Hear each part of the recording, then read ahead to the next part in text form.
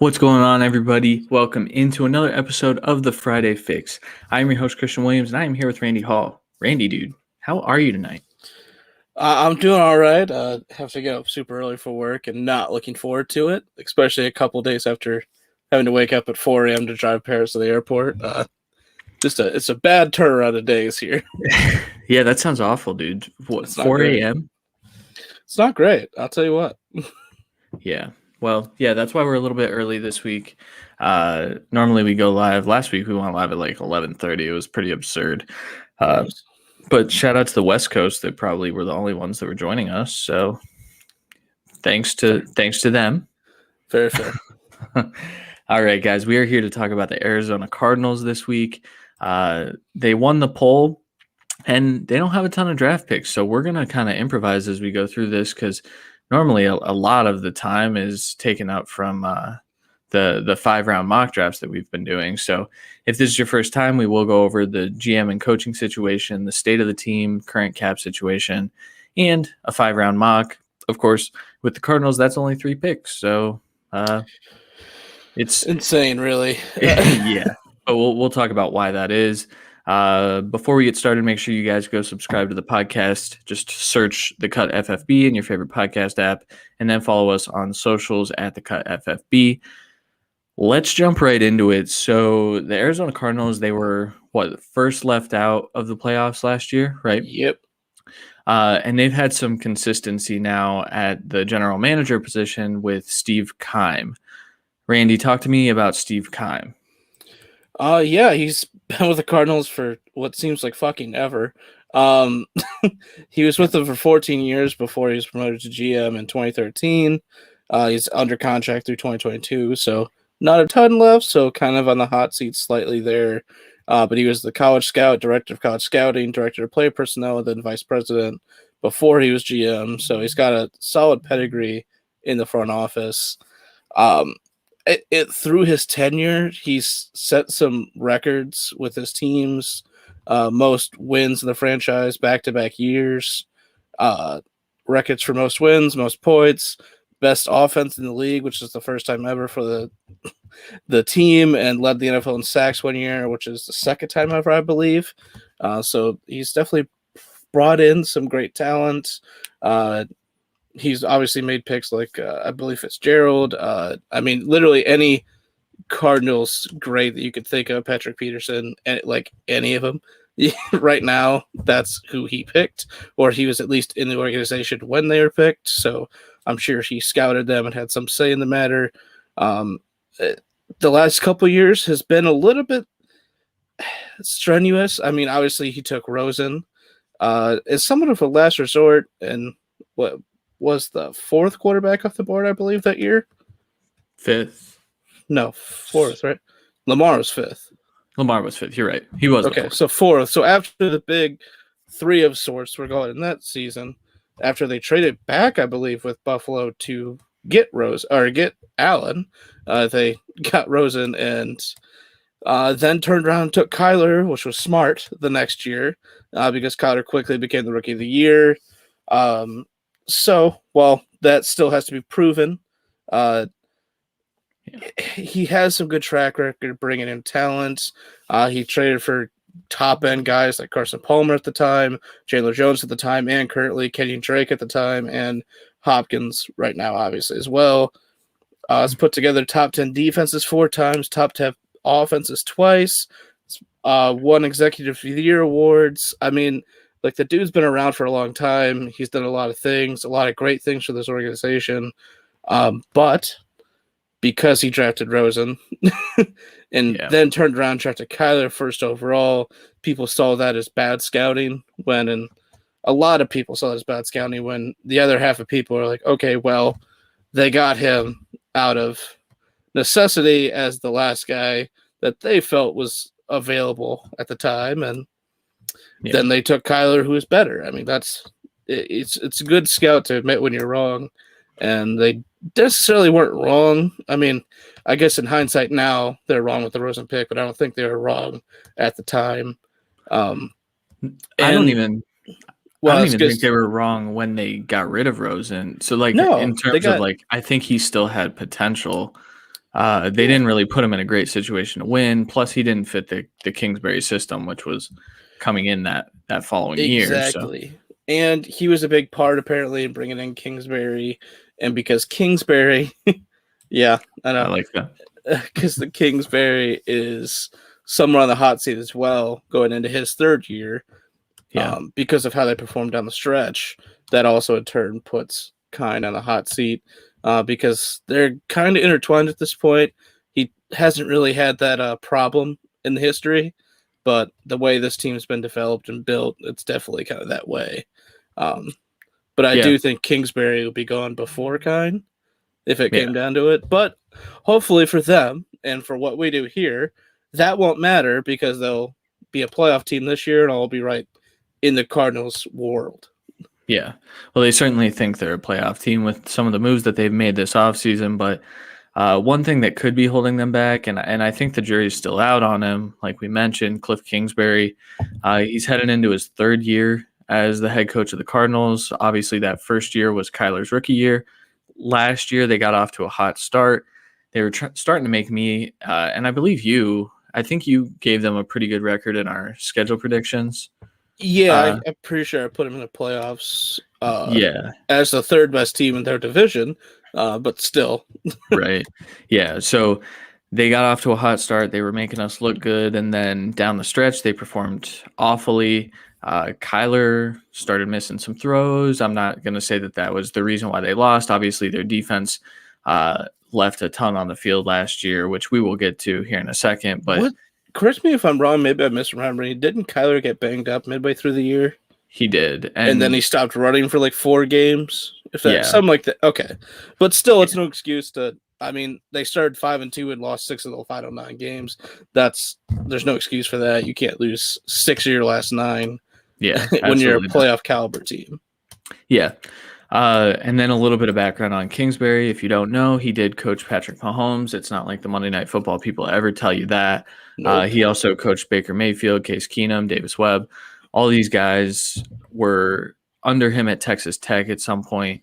All 8 years in college, his offenses never finished outside the top 20 in the nation and never outside top 15 in passing. So Kingsbury is an air raid type of guy, and it helps the offense. So they had a 60% increase in points and 91% increase in scoring drives his first year. They went from 32nd to 16th in points and 32nd to 9th in scoring drives.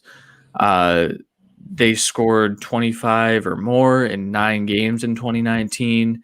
They posted 400 or more net yards in 5 games, 0 turnovers in a franchise record 7 games. So, what Kingsbury does is he runs a very good offense. And whether or not that's come to fruition, like we said, Kyler did get banged up down the stretch.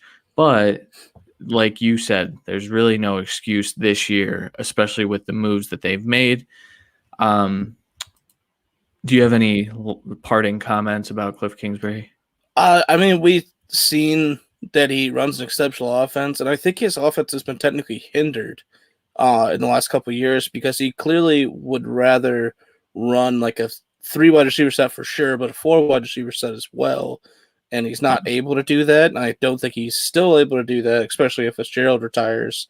Um, and I don't think they have the draft picks to allow him that capability either because they have way bigger needs than more depth at wide receiver. Hopefully, guys like Andy Isabella can come through this year. Which, I mean, besides one slant play, we haven't seen him be anything. So, Yeah, and then obviously, I mean, we'll get to some free agent additions, Joe. I know they brought in AJ Green, but like we saw him over targeted last year by the Bengals uh, to really an average season. hmm. I that's mean, not that's I, being nice. well because I mean we had an argument when we were doing projections that I said he was going to get that kind of targets, and I don't even think I said that as much as he actually did by No, any means. So probably like 60 more targets than I thought he would get, and he did worse than I thought he would. I think he underperformed what I had at like the 100 targets instead of like the 160. I think he ended up having or something stupid like that. Uh, So he could come in and be an effective unit, I'm sure, but like they still kind of need that fourth guy to develop, especially because Christian Kirk's developed slightly, but not as much as anyone would like. And Well, if and he's not. and AJ Green's not developing anymore, he's descending. So Yeah. I mean, AJ Green definitely brings them a different type of receiver that can go like scare a team deep, but he's not going to come down with any deep balls from Kyler, and that's hilarious, Jeff. And what's up, Kevin and Jeff? Nice to see you guys in here. But yeah, so AJ Green really is not gonna help them, in my opinion. I think that was kind of an overpay. I mean, I think he'll help for sure. I just don't think it's like an elevation of the offense. Yeah, I think it's back to the mean more than anything else. Yeah. So talking about that offense, so the state of the team, their DVOA ranks were actually pretty good on both sides of the ball. They were very middle of the pack, which you would expect from the first team out of the playoffs. The pass DVOA was 14th in the league. Rush DVOA was 17th. Their defense, their pass DVOA was 9th, which was really good. Obviously, we'll talk about who they lost and why that's probably not attainable again. But then their rush DVOA was 14th. And then moving over to the heralded and propped up PFF grade, the greatest thing ever. It's the Bible. They were 25th overall in PFF grade, and then 19th on offense, 25th on defense. So a little bit of discrepancy there. Does that overall grade make sense to you, or is it just me that seems wrong? Well, I've found myself saying that about all PFF grades. So I yes, mean, I don't care, but I'm just saying when you do like an average to like the overall, the middle of 19 to 25 is not 25. Is all I'm trying to say on that. Well, most of the time too, it aligns with the offense because they love their offense over at PFF. So I don't know. Some people, man. This is why this is the first episode we've included PFF grade. I just thought that would be a nice touch, but. So yeah, they're a very middle of the pack team, and they didn't do much to get better. In fact, I could argue that they got significantly worse. So their current cap situation, their top 51, so including their top 51, they still have 14 million remaining, correct? Yeah, that's what that means. Yeah, what Spotrac and Over the Cap are saying. However, when it goes to their like all contracts, it seems like they have like 39,000 according to Spotrac or some shit like that. That seems like a weird situation. I think they have over the amount of players on the roster right now. I think I saw that too. So that's probably why I think they still need to figure out a couple things. But I think it's because some of these guys that are technically free agents aren't accounted for. Yeah. Or are accounted for. So some of their free agents that they already lost, Kenyon Drake to the Raiders, RIP Josh Jacobs, fantasy performances. Patrick Peterson to the Vikings, Hassan Reddick to the Panthers, Dan Arnold also to the Panthers, Angelo Blackson to the Bears, and Trent Sherfield to the 49ers. Obviously, the latter three, not as important as Kenyon Drake, Patrick Peterson, and Hassan Reddick, who had a very, very good year and is one of the reasons I would argue that their pass DVOA was much, much better because Hassan Reddick was landing and finishing his sacks this year for the first time, or this last year for the first time. So not having him is probably going to take a toll. However, they did add some people, but so they still haven't heard from Larry Fitzgerald, right? He might retire. He might come back. Devondre Campbell, J.R. Sweezy. That sounds fake. That's not a real person. No, it's a real person. I'm pretty sure he's one of the guys that in his Madden profile picture looks like a serial killer. I'm pretty sure that's the guy. It's a good analysis. Hashtag Why? Analysis. It's back to rookie Josh Jacobs, unfortunately. Yeah. Well, we already talked about the Raiders. The 30 catches. Sorry. Yeah. But also Corey Peters and Gonzalez, Drake Kirkpatrick, Jonathan Joseph. So two fairly key members of that secondary, along with Patrick Peterson, that are just probably will not be back just based on that cap number. Pico, don't know how to say his name. I suck. Brett Hundley, that doesn't matter. Isaiah Irvin, Kevin Peterson, Vontarius Dora, the Explorer, Brett Maher, and Josh Morrow. So those are all of their free agents still remaining. Randy, do you think that any of these guys come back outside of the No, potential of Larry coming back? Larry'd probably the only one I'd say. I don't. Dre, I saw. Dre Kirkpatrick. I on some social, I think Instagram, someone asked what are the chances he returns. Someone commented he's probably going to come back on veteran minimum, and he basically said fuck that. So if he's not getting veteran minimum from the Cardinals, if he's not getting much more than that, I don't think he's staying. Yeah, that sounds about right. So they also did sign some of their key guys back. Just sound somewhat excited about the re-signings. I mean, like, which one is exciting? Ah, Andy Lee. Golden. Andy Lee. Golden. That's, Yeah. Yeah, so Charles Washington, 1 year, 1 million, essentially. Daryl Daniels, 1 year, 1 million. Robert Alford, 1 year, not even a million. Chris Banjo, he's a fucking instrument, 1 year, don't have a number here. Tanner Vallejo, 2 years. Marcus Golden, 2 years, 9 million, the most significant one, outside of obviously the big couple names that we'll talk about. Andy Lee, they brought back. Marcus Golden, they brought back. Kelvin Beachum got a nice little depth deal. Seemed to indicate that they might go a different way there. Max Garcia. But then, obviously, we kind of buried the lead. J.J. Watt is now a member of the Arizona Cardinals. He posted a cool workout video to announce it.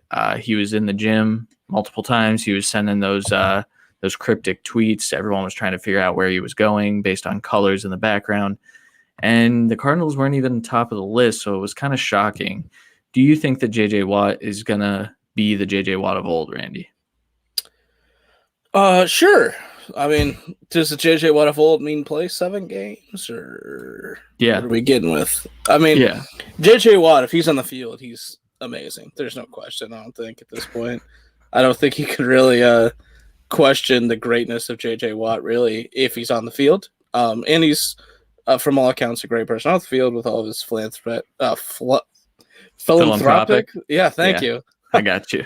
I've done a lot of charity work too. I should know that word. Yeah, that's okay. But I do think he comes in and plays a big role. But they also, I mean, they still have Chandler Jones returning. They brought back Golden, so he doesn't have to necessarily be an every down guy, but he will be. Just knowing him, he's definitely their best signing by far.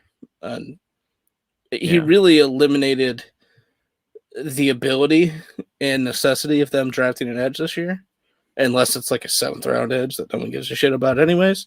But yeah, I think that's true. They also signed Matt Prater to a 2-year, $6.5 million deal. That's big money for a kicker, is it not? It is, and they cut 2 kickers the same day, pretty much. So that's wild. Yeah. We did talk about AJ Green already, but he did sign a 1-year, $6 million deal. You have to assume that he's their Z now, I guess. Or I guess it depends. So you've got DeAndre Hopkins either as the X or the Z. You've got AJ Green on the other side. And then you've got kind of a clusterfuck. So you've got, like we said, Christian Kirk. If Larry Fitzgerald comes back, he slots in there. And he's going to be the slot receiver. If not, you've got Andy Isabella also battling. Who's the other depth receiver that I can't think of? I wanted to say Butler earlier, and I know that's not right. Keyshawn Johnson. Yeah, Keyshawn Johnson. There's someone else too, but it's not like any of them have made an impact over the last couple of years, anyways. So that's why we don't know him. We remember Andy Isabella because he made one slant play. Plus, he went to school near us, right? Like high school. I think he went to like Mayfield. Probably. Ohio is like a fucking breeding ground for the top talent. And I just compared Isabella to that. Okay, moving on, please. Yeah, so they also signed Malcolm Butler to a 1-year, $3.25 million deal, which we had discussions before. I think this is a really good signing. Yeah, it's a really good signing. But to act like signing Malcolm Butler and having Byron Murphy, who's been good, but pretty much only plays in the slot, and then bringing back Alford is a solid cornerback room is ridiculous and It's not. detrimental. No. And I'm not arguing that it's a solid corner room. I also don't think that corner is a dire need because I think you can find guys later in the draft that could at least slot in and play because They that's have all they've ever had. they have 2 picks in the top 4 rounds. I know. They Yeah. have to draft a corner early. There's no question. Well, guess what? You did that and I didn't in our mock draft. So, and I'll talk through why. Yours sucks. So there. They also signed Colt McCoy. That's why I said that Brett Hundley didn't matter. Sorry, Brett Hundley. I hope you find a job. They signed Brian Winters and they signed Sean Williams. These are all 1 year or 2 year deals. They gave JJ Watt and Prater 2 year deals, the rest 1 year. But then they also did make a couple of trades. So they traded their 2021 third round pick for Rodney Hudson and a 7th round pick. And they also sent Mason Cole to the Vikings for a 6th round pick. First of all, what do you make of the Rodney Hudson trade? Why do you think Rodney Hudson only garnered a third? He had Age and big contract. Okay. They got him to work out a restructure once he was traded. Yeah. But I mean, I think that's a lot of the reason the Raiders full sent retooling all of the expensive pieces of the offensive line. And I think that was smart on their part. I just didn't think they would do 3 at once. I thought they would do 1, maybe 2 this year, not 3. But Yeah. Rodney Hudson's a great get for the Cardinals, and only giving up a third is incredible. I don't think anyone would give up a first for Rodney Hudson, but I think a middle to late second would be worth it, especially because he's going to be their starting center, no doubt, for the next couple of years, and be a dominant one at that. Yeah, I think so too. And I think it was definitely a need. The interior of that offensive line was fairly bad. The tackles weren't great either. So many times you see Kyler do his little baseball slide thing so he doesn't get hit, which is smart, but also like, dude, juke him out. Stop doing your little baseball slide. Like, dude.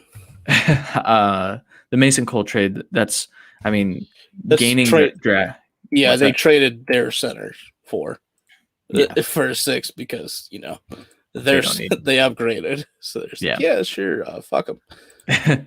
So they do have quite a few needs on offense and defense still. We did talk through the corner room. Randy, would you say that's their biggest need? I would. And most of the community also thinks that running backs is an enormous need. I'm not sure the levels they truly believe it. Just because, they let Kenny Drake go and he didn't sign a big time deal at all, unfortunately. And I think they believe with Chase Edmonds and Eno Benjamin, they'll be able to be at least sufficient enough this year. And they're not a good running team anyways. So, it's not like their line. Their line's improved with Hudson, but it's going to take time for him to develop with that line anyways. And besides that, your best lineman's Humphreys? And then Brian Winters? We're talking a shithole of an offensive line, really, besides Hudson. And Humphreys has some upside, but there's a reason Beecham is back on a 2-year, $4 million deal. He basically got veteran minimum to be a starting tackle. That says enough as it is. Yeah. Yeah, I feel that for sure. So some of their other needs, corner, we talked about running back, we talked about interior offensive line. However, they did lose Dan Arnold, which is a fan favorite, I guess. People like Dan Arnold. Fantasy people like Dan Arnold. They want Dan Arnold to be a thing. They're talking themselves into it for Carolina. So I can tell you I won't have any Dan Arnold shares this year, but also need to add to the linebacker room, the interior defensive line. But you do assume that J.J. Watt does play inside a little bit. I don't think he'll play any nose tackle, but he can be a pass rushing defensive tackle for you. Wide receiver, obviously, we talked about earlier, and then edge rusher always is a need for basically everyone. You always need to stack that stack the trench up a little bit. So Yeah, and they have short-term deals on the line anyways, so. for sure. All right, so let's get into our 5-round mock draft, which is really just a 3-round mock draft because, like we said, the draft capital isn't quite there. So we'll go through round by round. So first pick, Yeah. you go first. I'll go first, and we discussed doing a trade back here, but when we get down to talking about it, when you're just thinking as we don't know how the board falls, I mean, what positions truly are going to get a trade out for here? Possibly edge rusher if like they're not coming off the board, and one of the teams like Cleveland or any of them, Jets, Jaguar, any of them, decide they really need one of these edges that bad. Maybe they trade up. I don't necessarily think corner's going to get a trade up unless like JC Horn falls, but in that aspect, they're just going to pick JC Horn, so not trading back. So then it really becomes one of the bigger name wide receivers falling down to this part, and making sure like the Dolphins don't sneak off with him, or something like that. And then maybe if Mac Jones falls past 15, like, and then it's Washington probably doesn't trade up unless they're trading out to make sure no one trades ahead of that. I mean, it's just murky waters. There's no real talk about them trading back in any discussions around it, which is with the amount of picks they have is weird to me. I've seen a bunch of stuff of them trading up for guys like J.C. Horner-Surtain or Kyle Pitts at a recent one, and I don't see how they trade up at all. I mean, it's not like they have a bevy of picks next year either. They're going to be the same situation back-to-back years. I mean, that's kind of ridiculous and probably spells the end of the tenure of the GM. If you go 2 straight years with having like 6 total picks and having 3 of those be 7th round, I mean, that's ridiculous. But with the lack of true ability to trade back without knowing how the board's going to fall, we just had to stick with it. And I went with Elijah Vera Tucker, obviously interior offensive line from USC, but also could play tackle if they need it. But they clearly could use him just to be their second best offensive lineman. And it's honestly, obviously, like JC Horn to me is like the best pick here, but it's not consistent enough that he's going to be here at 16 that I can just confidently just sit here and be like, yeah, JC Horn 16. But Vera Tucker is consistently enough between 13 and 17 that I could feel comfortable giving him here at 16. And he immediately bolsters that offensive line. He could play any position. I think he could beat out anybody besides Hudson. Yeah. So he's their starting left tackle, right tackle, left guard, or right guard. I don't give a fuck where. He's your starter and your second best offensive lineman day one. Yeah. Yeah, I like the Elijah Vera Tucker pick. It's one that I've done many, many times now. I pretty much have it penciled in, assuming that the Giants don't scoop up Vera Tucker.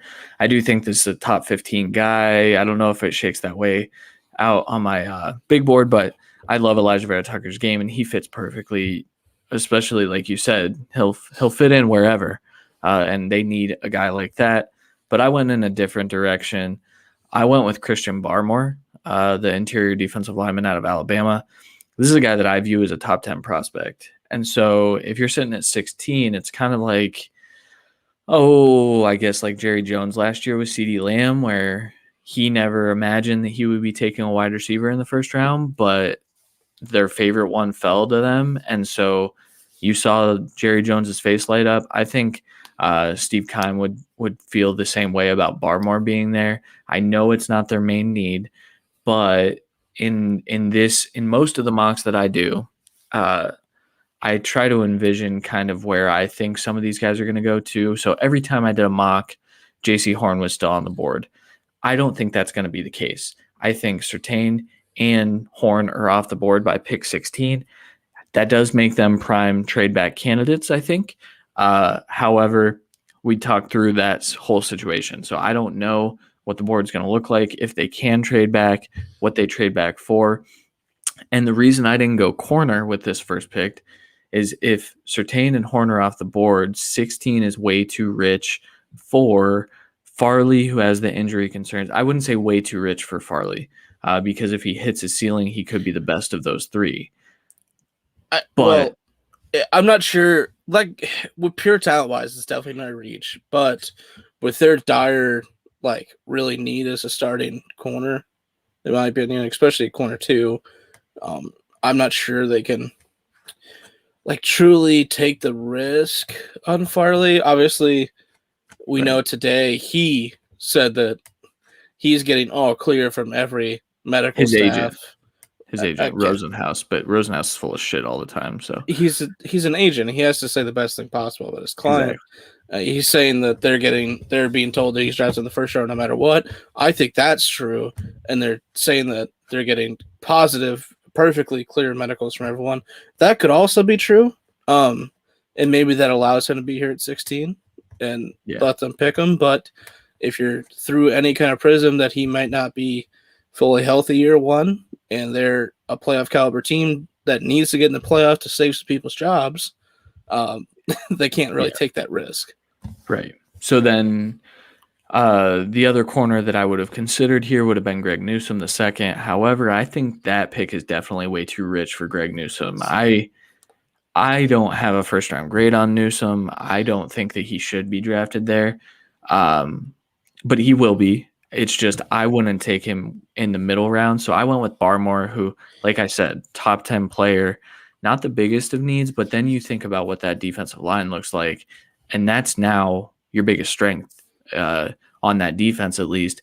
And if you have a good defensive line that can get to the quarterback, and Barmore has shown flashes of really good pass rushing ability, you partner him with, like you said, Chandler Jones and J.J. Watt, and now you have a pass rush that's landing, making your corners look even better. So that's kind of, I did want to talk through that because I obviously don't have a corner going round two either, like you do, which let's get into your Melifonwu pick, dude.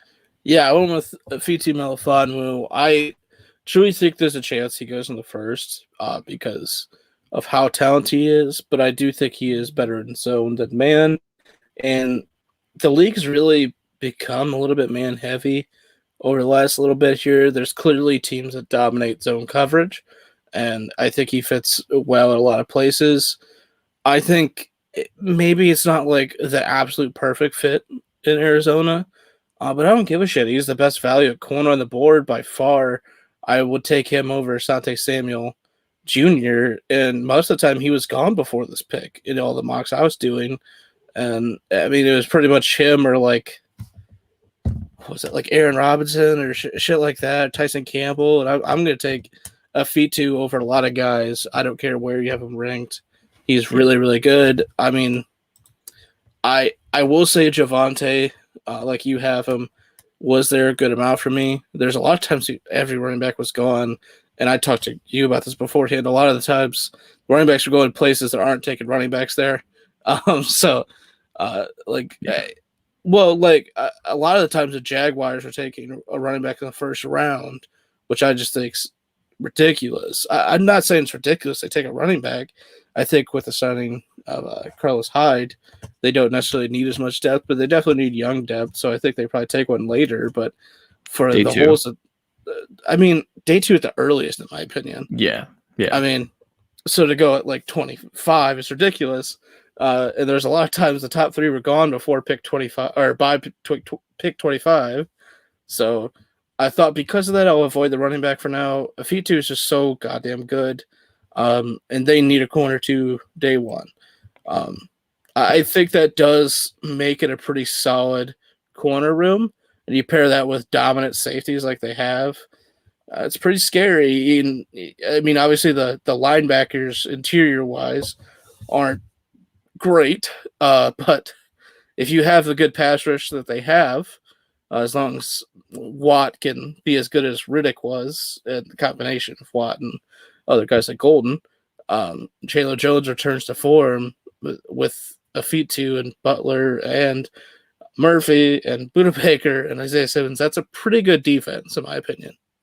Yeah, no, I love that pick. And like I did just talk through why I didn't take a corner. Why I didn't here is because I think sometimes you'll see Eric Stokes on the board here, and I very much so considered that. But then I thought, of what Cliff Kingsbury would do. And what Cliff Kingsbury would do is he would go get a running back that he likes. I think that's going to be a guy like Javonte Williams. He fits their scheme really well. So you think about the type of runner that Kenyon Drake is and the success that he had within this offense. Javonte Williams is, in my opinion, better. I think he would be better within that scheme as well. And so you take a guy that everyone's out on Javonte now because he's not as bursty as they thought, or he's not as big as they thought, whatever it is. Javonte Williams is going to be a day 2 pick, whether that's in the second or the third round, I don't know, but he's there every time at this pick, and I do believe that that's a fairly big need. I don't think Chase Edmonds is a workhorse. I don't think Benjamin is, and I know they don't run the ball a ton, but they did rely on Kenyon Drake quite a bit down the stretch there. Of course, down the stretch is when they lost games. So, they definitely. I will say though, Kenyon Drake did get hurt, and we did see a good amount of games where Chase Edmonds was the lead back, and he didn't really perform. So, right. I think it does spell the need for competition in the room. Maybe that's Benjamin in their eyes. Maybe that's signing a veteran like James Conner or Todd Gurley or something to bolster this room. I don't care. Javonte's better than all of them, in my opinion, especially at this point. And I mean, it's an incredible pick, an incredible situation. I just think it may be one of the worst landing spots for him, fantasy-wise. Oh, yeah. Just because I don't think he truly gets used that often. Yeah. But at least it's a starter. So, it's true. I mean, it's a solid football pick no matter what, which is what we're doing here. But yeah, for sure. Let's talk through your running back selection here. Yeah, I went with Chuba Hubbard. I think he's going in the 4th or 5th round. He's incredibly talented. I think he's definitely slept on by the community. Maybe not as much by the NFL, but I think he is going very, very late day 2 or day 3. Incredible burst, incredible long speed. Some vision issues this last year, but if you go strictly off 2019 tape, he's a god.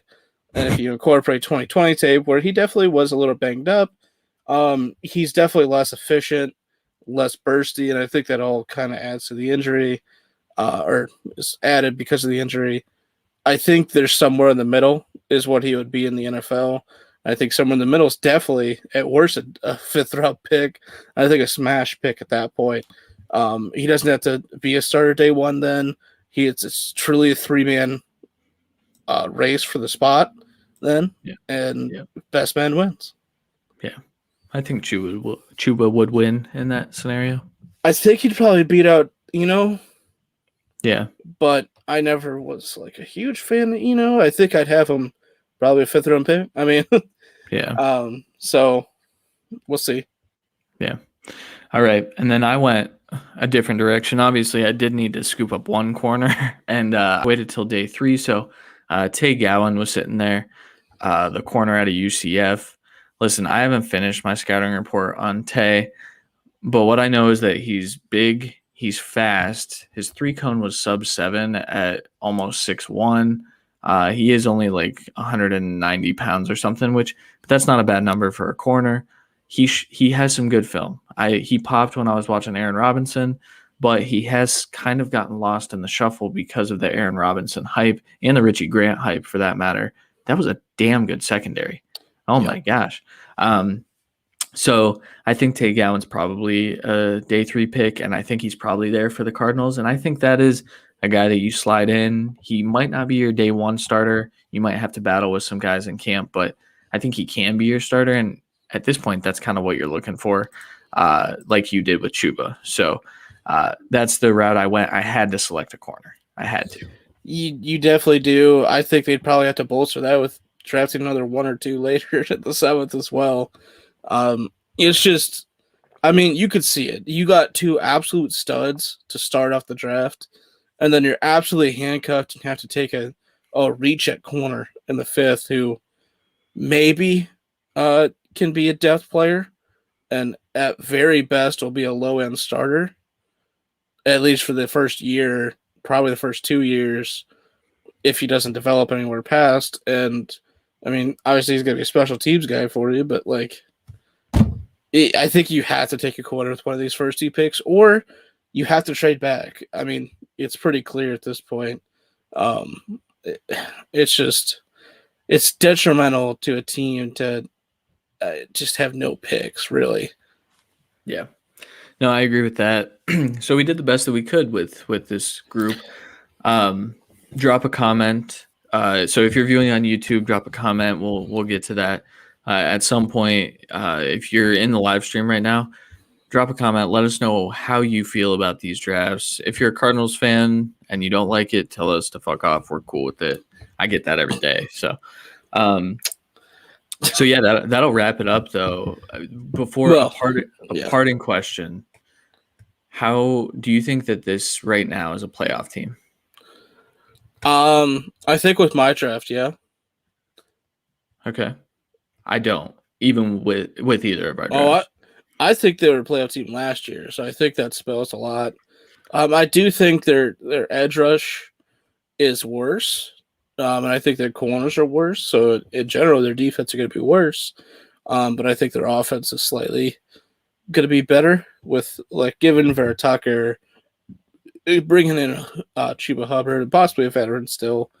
Yeah, It's tough. I mean, I think their plus minuses before the draft now, they're probably a little bit on the minus side, even with great signings like Butler and Watt, and Green, but it doesn't matter. Yeah, that's kind of where I'm landing. I think they've gotten worse overall. I think even if they draft well, right? If they can't land a trade back and they can't add at least another day 2 pick, I don't see how this team makes the playoffs just with their cap situation right now and then with their additions. Losing Larry Fitzgerald and adding AJ Green, they're completely different players. I get it. But Larry Fitzgerald is one of the most reliable guys with his hands. AJ Green gave up on like every single 9 route that he ran last year, made Joe Burrow look like shit. You would have to assume Hopkins either plays more slot now or Kirk just completely takes over that role, which I think is more of what's going to happen. And then it's more AJ Green places the mediocreness that Christian Kirk had on the outside, and Christian Kirk becomes obviously at this point faster, more athletic Fitzgerald with worse hands, obviously, but still. Yeah. And I'm always I think Kyler improved last year slightly. I think he improves at least slightly again this year. Hopefully, stays healthy the whole time. So we'll see. Are you a Cardinals fan? Do you guys want Najee? Because I've had some conversations with Kyle Marble, I think is his name. He always yells at me when I give them Najee. He's a Cardinals fan. I think it's a good pick. I also think trading back from 16 would make it a better pick. Yeah, I think it's the same thing we talked about with like the Falcons. I think both fan bases would like Najee, but they obviously Falcons for sure have to trade back. And I think even where the Falcons would trade back, it would be slightly a reach. I think obviously if we could get a solid trade back with maybe the Bears or something, I think that's a really good pick. It's just you had to fill other holes, really. Yeah. I mean, they definitely need a running back, but they clearly believe in Edmonds and Eno. Yeah. We'll see what happens. I mean, like I said before, Kenyon Drake did not sign for a lot. He signed to be a change of pace back, not even a starter. So clearly he didn't want to return. They did not want him to return. And I think that's just pretty cut and dry. Maybe it's like the Dolphins I've been saying for a long time now. They clearly don't value the position. They think they could find talent and be interchangeable with that. And I think they showed, like the Dolphins clearly showed that last year with being able to run the ball with whoever the fuck was in the backfield. I think the Cardinals kind of view that as well, especially as position they don't truly use that often. So maybe Najee at 16 is a reach for what they would use him for. And probably, like I said, with Javonte, it might be one of the worst fantasy landing spots. Besides being a pure starter, I mean, Do you think the upside though would be I like mean, Kenny Drake had a couple RB1 weeks. I mean, it's definitely feasible. It's just I don't truly see a coach that's on the hot seat adapting his offense to be way more rush heavy when he yeah, clearly has adapted to tone down his offense, passing from 4 receivers to 3 when he really still wants to have 4. So yeah, that's and he's not going to get a 4th in this draft. So yeah. That's that's probably fair. All right. So yeah, let us know what you thought of our drafts and our fix, which there wasn't much else we could do outside of the draft to fix, but let us know what you thought of that. We will be back for what, one more? We only one have one more. more. One more Friday fix episode. So You hear that, Jeff? You better. I don't know what you got to do to get your followers to yeah, vote Bills for have the to win. Bills, but Yeah.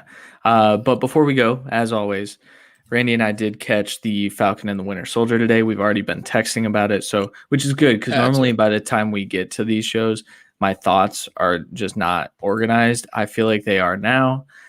So, Randy, what did you Oh, look at think? We're add the getting graphic. we're getting crazy out here. So, what did you think of this episode first of all? And Fucking then we need to talk about it. We actually need to sit here and talk through it. yeah, we did text about it a good amount, but just fucking ridiculous episode. I made sure to send like a feeler text to you because I wasn't sure if you got to watch it yet. I know a lot of the times you wake up like early before work and watch it. It seems like, Yeah. but yeah, just an insane episode. A lot of stuff happened beginning to end. The ending, especially with the fake captain or Walker or Captain Number Two, however you want to call him or whatever, or the guy from Up, decided to basically become a super soldier himself and went on a murderous rampage because his friend got absolutely fucking bodied.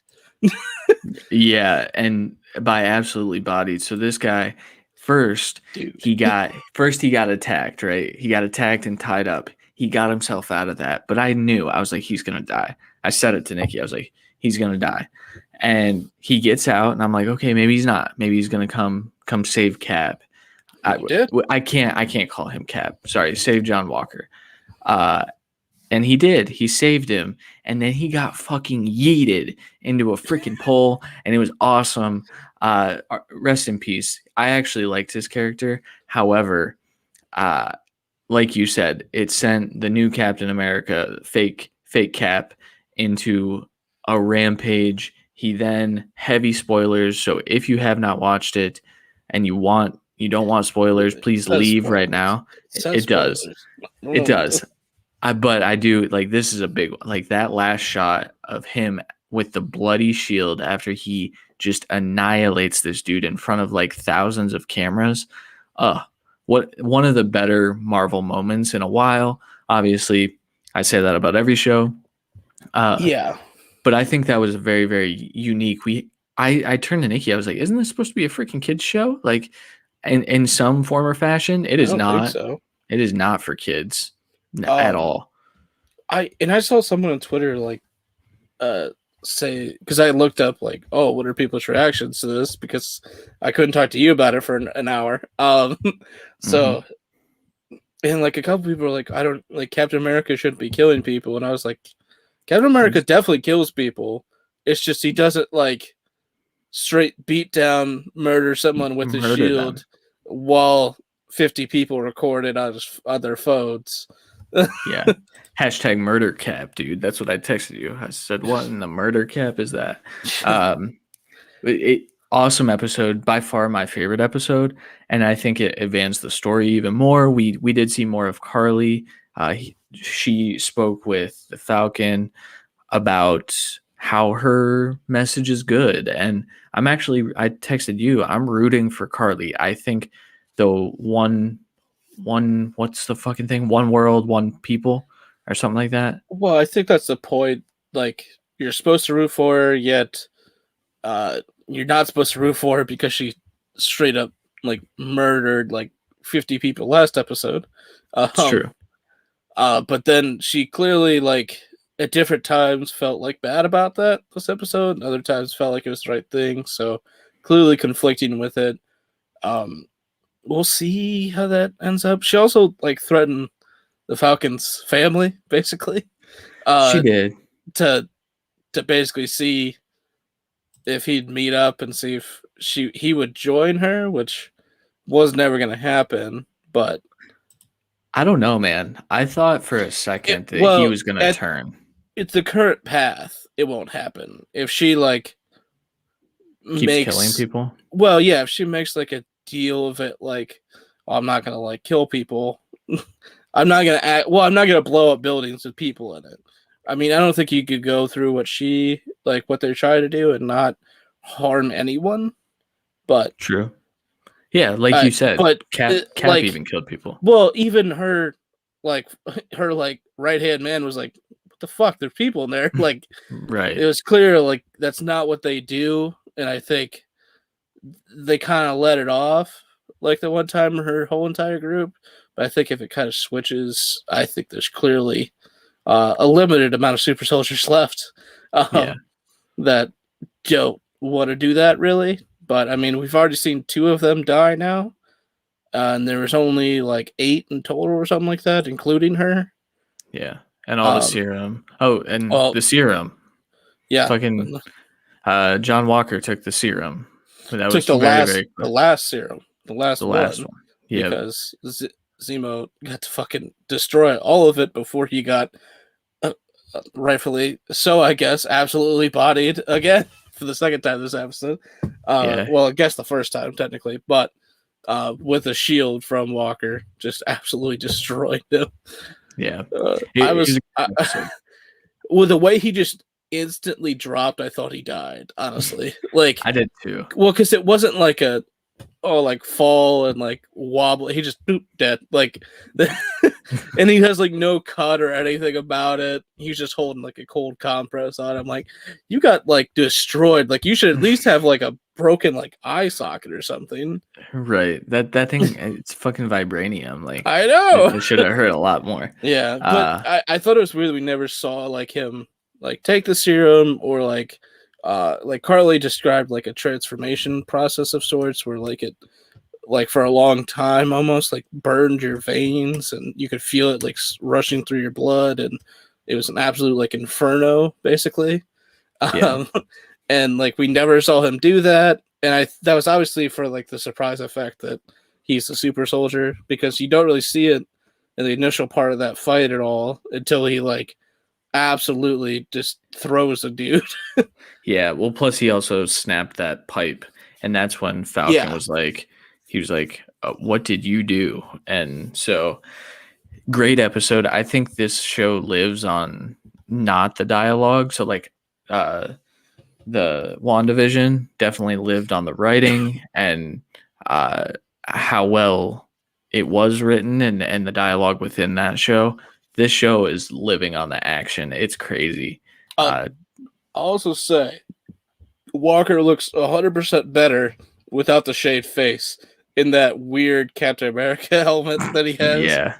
Because with the shaved face, he straight up, like that initial scene, straight up looks like the old man from Up. Like, I couldn't find a better GIF on Twitter to use. Like, it was perfect. It looks exactly like it. It does. And it does. It does. I love it though. Yeah.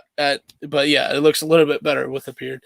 But yeah, I don't know. I mean, he truly is basically the next incarnation of Captain America, but he's not the good person Captain America was.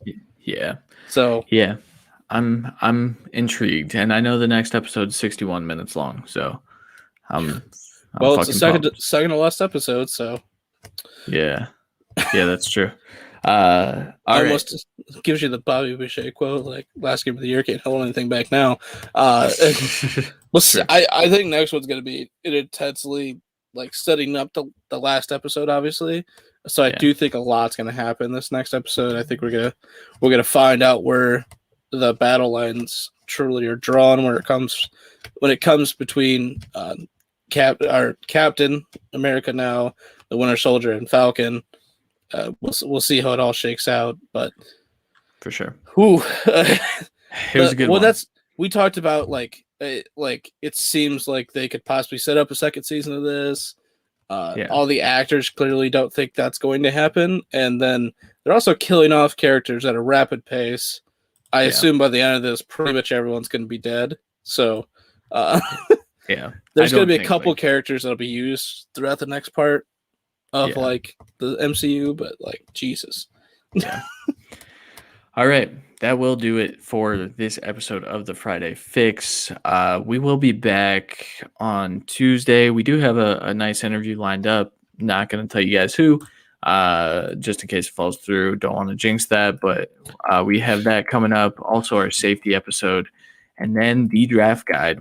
I talked with Burke, our website guy, about getting it on the website. He said this file might be too big. I said, we'll figure it out. We're releasing this bitch hopefully at the end of next week. A week from today is the goal. So yeah, we might. Yeah, we might have to take off a couple things to put that on, and then take it off. But we'll figure it out either way. Speaking of Burke, I don't know if you. I have to put this out quick. Did you see that Adidas on 420 is coming out with Tally shoes, like from South Park? Oh my god, it has a little weed pocket too, like in the tongue of the shoe. I sent it to Burke immediately. Like, I'll bet he'll get them. I hope he does. I'm contemplating doing it. Obviously, I don't smoke weed or anything, but I love South Park, and those shoes look cool as fuck. And I think it's just like a random thing. It hasn't been talked about, and then I randomly saw it. And I was like, "Holy shit, that's fucking awesome!" Yeah, that's pretty cool. So yeah, safety episode, and then we do have another mock draft coming out. Then we'll have our mega mock episode. So we are down to the nitty gritty. The draft is almost here. It's very, very exciting. Like I said, only one more Friday Fix episode. Jeff, get your Bills following. You got to get the Bills CPA girl. I forget her name. Victoria, I think is her name. Victoria FFB might be her ad. She's another Bills fan. You guys got to talk to your people, man. You got to talk to your people and get the Bills through. We will add a team, but we figure that out on Monday nights. So yeah, for sure. Always live. So anything to add before we bounce, dude? No. All right. Well, for Randy Hall, I am Christian Williams. We will talk to you guys next week. Later.